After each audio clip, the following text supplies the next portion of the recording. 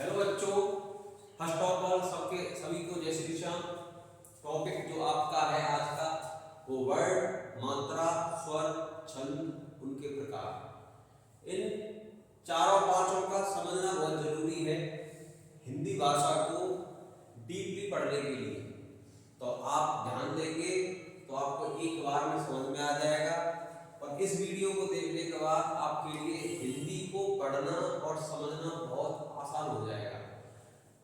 Competition exams में questions पूछे जाते हैं इसमें से, तो ध्यान से देखें। सबसे पहला है वर्ड। वर्ड बोल दो या क्या बोल दो, अक्षर। कोई पूछ ले आपसे कि अक्षर क्या है, इसको डिफाइन करो, तो अक्षर का मतलब हो गया वो छोटी से छोटी ध्वनि जिसके हम टुकड़े नहीं कर सकते। इसके टुकड़े नहीं होंगे वो कौन हो जाएगा, आपका वर्ड हो जाएगा। जैसे आपका ए है, बताओ ए अक्षर ही तो है, इसके टुकड़े नहीं हो सकते।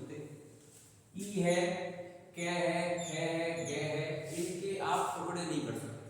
जिसके टुकड़े ना हो वो आपका कौन हो गया, वर्ड हो गया। दूसरा, वर्ड भाषा की मूल इकाई है। अरे कॉमन सेंस बात है, जब तक आपको इन अक्षरों के बारे में ज्ञान ही नहीं होगा तो आप हिंदी को लिखोगे कहां से, आप हिंदी को नोट डाउन नहीं कर सकते जब तक आपको वर्ड के बारे में ज्ञान ना हो। दूसरा पॉइंट, वर्णों के योग से ही क्या बनता है, शब्द। सीधी सी बात है, रे प्लस है क्या बन गया, रथ। तो रथ कहां से आया, जब हमारे पास दो क्या आ गए, वर्ड। तो वर्ड जब मिलते हैं तो क्या बन जाता है, आपका शब्द बन जाता है। अब आपसे कहें भाई मात्रा क्या होती है, चीजों को आप डीपली समझो। मात्रा क्या होती है, मात्रा ई या आ, इसमें क्या लग रहा है, टाइम। तो मात्राएं क्या होती हैं, वर्ड को बोलने में जो क्या लगता है आपका टाइम। जैसे मैंने आ बोला तो आपको बोलने में मुझे टाइम लगा, तो जो टाइम लगा वही तो उसकी क्या है, मात्रा है। मात्राएं स्वरों के आधार पर डिपेंड होती हैं। अब देखो स्वर, स्वर की जो संख्या है टोटल वो तो है 11। जो स्वर है आपके टोटल हिंदी भाषा में वो बेटा कितने हैं आपके, 11 है। 11 को दो पार्ट में बांट दिया गया है। एक तो बांटे गए लघु स्वर, लघु दिख रहा है सिंपल। लघु का मतलब जहां छोटी मात्राओं वाली बात करी जाए, छोटे वाले जैसे ए है, छोटी वाली ई है, छोटा वाला ऊ है और रे सी है। तो ये आपके टोटल कितने हो गए, 4। और है कौन, लघु स्वर।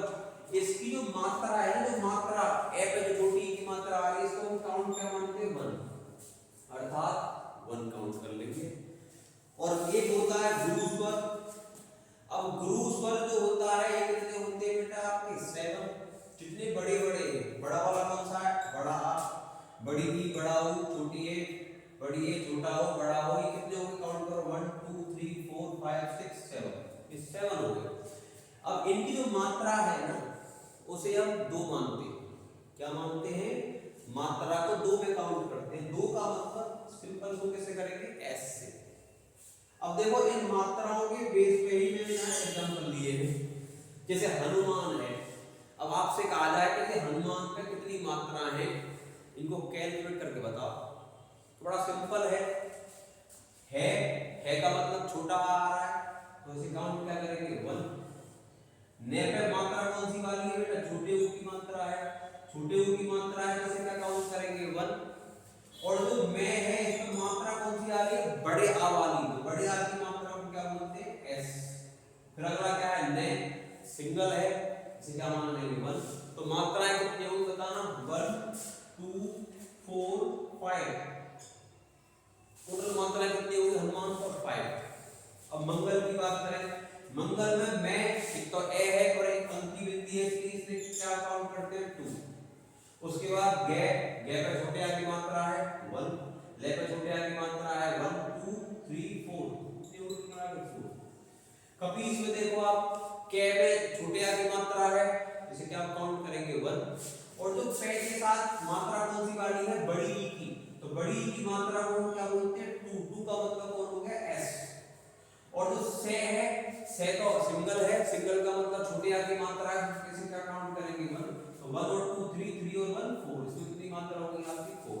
तो मुझे उम्मीद है कि आपको मात्राएं समझ में आ रही होंगी कि मात्राओं की कैलकुलेशन कैसे करते हैं, समझ गए। इसके बाद में छंद है। अब जो छंद है ना, अगर मैं छंद को आपको डायरेक्ट ले लेता तो आपकी समझ में नहीं आता, लेकिन छंद को पढ़ने से पहले मुझे इन सब चीजों के बारे में क्या होना चाहिए, ज्ञान होना चाहिए था। मैंने पहले बता दिया आपको। अब छंद को देखते हैं। छंद क्या है? वर्णों अथवा मात्राओं की गणना, यदि गति क्रम से बंधी पद रचना को गंध छंद कहते हैं। इसमें वर्ण भी आए, मात्राएं भी आए, उनकी क्या करो आप, कैलकुलेशन करो, और उनसे मिलकर जो पूरी एक क्या बनेगी, लाइन, जो रचना बनकर तैयार होगी, उसे मेरे बच्चे क्या कहते हैं, छंद। जय हनुमान ज्ञान गुण सागर। तो जय हनुमान ज्ञान गुण सागर, इसके अंदर आपके वर्ड भी हैं, मात्राएं भी हैं, यदि गति सिस्टम क्रम भी है, तो पूरी जो लाइन बनी है आपकी, ये आपकी बेटा क्या है, ये आपकी छंद हो गई। और छंद के होते कितने हैं, 4 चरण होते। तो 4 चरण का मतलब 4 लाइन पढ़नी पड़ेगी आपको। छंद में प्राय कितने होते हैं, 4 चरण होते हैं। और बेटा छंद आपके 2 तरह के होते हैं। पूछ ले आपसे एग्जाम में, छंद कितने प्रकार के होते हैं, 2 प्रकार के होते हैं।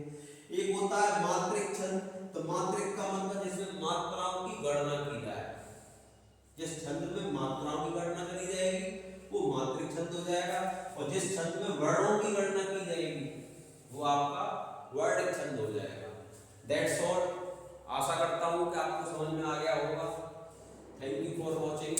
सब्सक्राइब करते रहें, लाइक करते रहें, शेयर करते रहें।